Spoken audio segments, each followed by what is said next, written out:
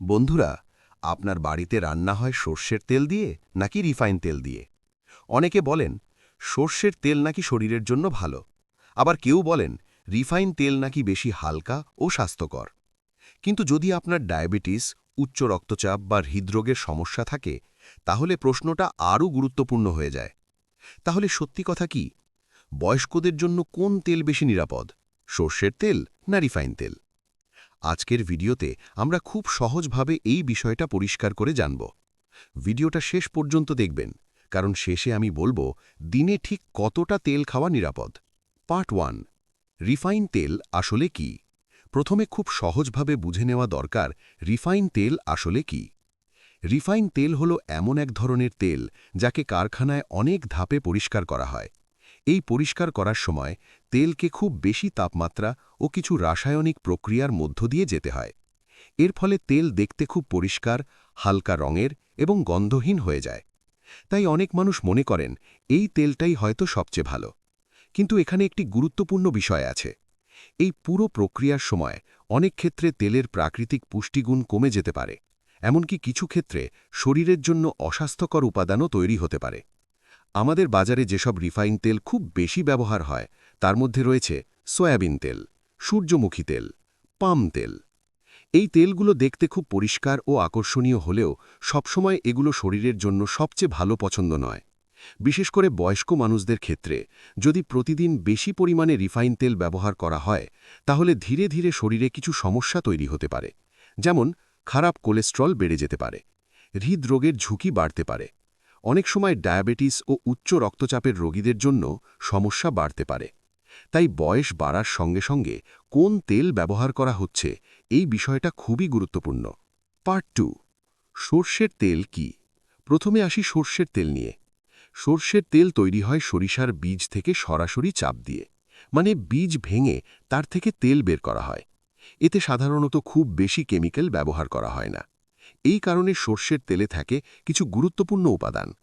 ১, omega-3 fatty acid. সর্ষের তেলে omega-3 fatty acid থাকে। এই উপাদানটি আমাদের হার্টের জন্য খুব উপকারী।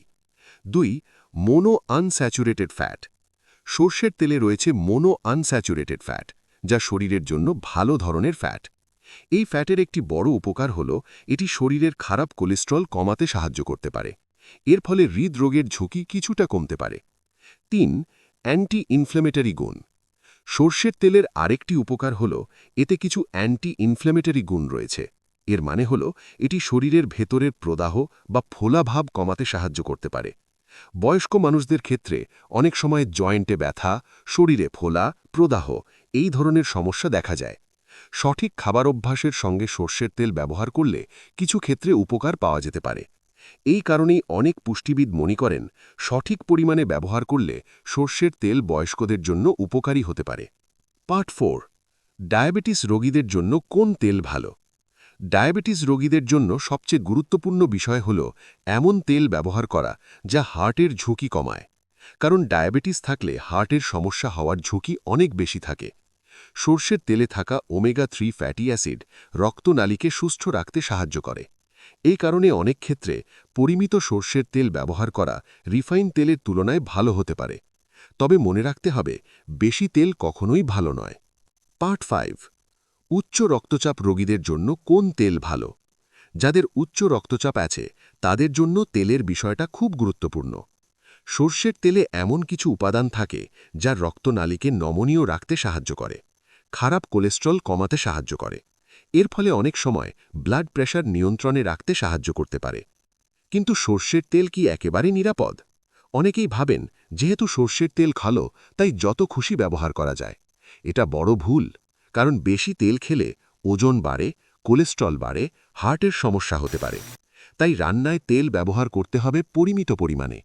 বিশেষজ্ঞরা সাধারণত বলেন একজন প্রাপ্তবয়স্ক মানুষের জন্য দিনে মোট তেলের পরিমাণ ৩ থেকে ৫ চা চামচের মধ্যে রাখা ভালো। পার্ট 6, বয়স্কদের জন্য সবচেয়ে ভালো উপায়। বয়স্ক মানুষদের জন্য সবচেয়ে ভালো উপায় হল সবসময় এক ধরনের তেল ব্যবহার না করে মাঝে মাঝে তেল পরিবর্তন করে ব্যবহার করা শরীরের জন্য বেশি উপকারী হতে পারে।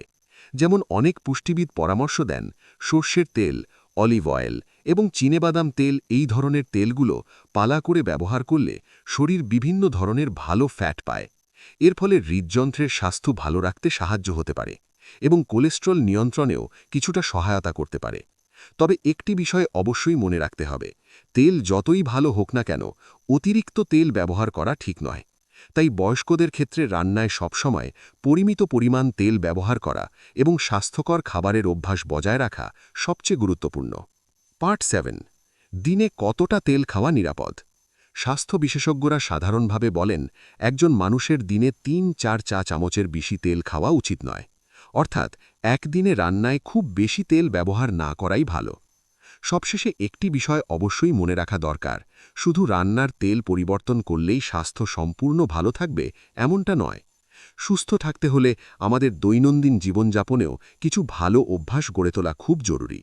বিশেষ করে বয়স্ক মানুষদের ক্ষেত্রে নিয়মিত হালকা হাঁটা বা শরীরচর্চা করা, খাবারে অতিরিক্ত লবণ কমানো, রান্নায় তেলের ব্যবহার সীমিত রাখা এবং প্রতিদিনের খাদ্যতালিকায় বেশি করে শাকসবজি ও পুষ্টিকর খাবার রাখা খুবই গুরুত্বপূর্ণ। এই ছোট ছোট স্বাস্থ্যকর অভ্যাসগুলো নিয়মিত মেনে চললে শরীর অনেক বেশি সুস্থ থাকে এবং ডায়াবেটিস, উচ্চ রক্তচাপ ও হৃদরোগের ঝুঁকি অনেকটাই কমানো সম্ভব। তাই সুস্থ জীবনের জন্য শুধু তেল নয়, পুরো জীবন যাপনের দিকেই একটু সচেতন হওয়া দরকার। যদি ভিডিওটি আপনার উপকারে আসে তাহলে ভিডিওটিকে একটি লাইক দিয়ে চ্যানেলটি সাবস্ক্রাইব করবেন। আর হ্যাঁ, ভিডিওটি আপনার বাবা-মা বা পরিবারের বয়স্ক মানুষদের সাথে শেয়ার করুন, কারণ এই ছোট্ট তথ্যই হয়তো তাদের বড় স্বাস্থ্য সমস্যার ঝুঁকি কমাতে সাহায্য করতে পারে।